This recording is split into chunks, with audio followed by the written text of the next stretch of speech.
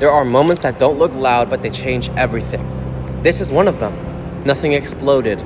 No crowd cheered. No outside validation arrived with trumpets. I just looked at my life quietly and realized my nervous system could finally hold what I used to only speak. That's how real transformation happens. For a long time, I said confident things before my body believed them.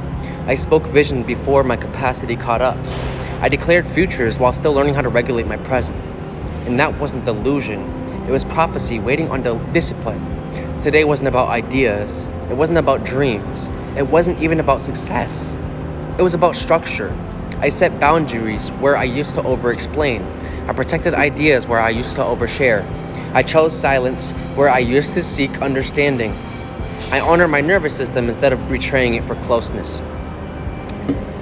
And something subtle but permanent shifted. I saw my work, organized, protected, real. And my body didn't spike or shake or rush. It felt normal. That's the proof people don't talk about. Not the money, not the followers, not the aesthetic. But the moment your system stops asking, is this allowed? And starts saying, this fits.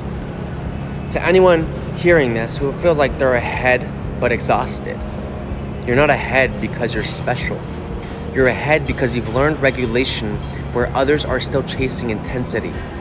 To anyone who's losing people as they grow, you're not becoming cold, you're becoming precise. To anyone whose family suddenly feels different when value enters the room, you're not wrong for protecting seeds before they sprout. And to my future self, listen closely. This was the moment you stopped waiting for permission. Not from people, not from timing, not from fear. You commanded your reality by matching your inner capacity to your outer vision. You didn't rush. You didn't boast. You didn't collapse into doubt. You stood still long enough for becoming to settle into being.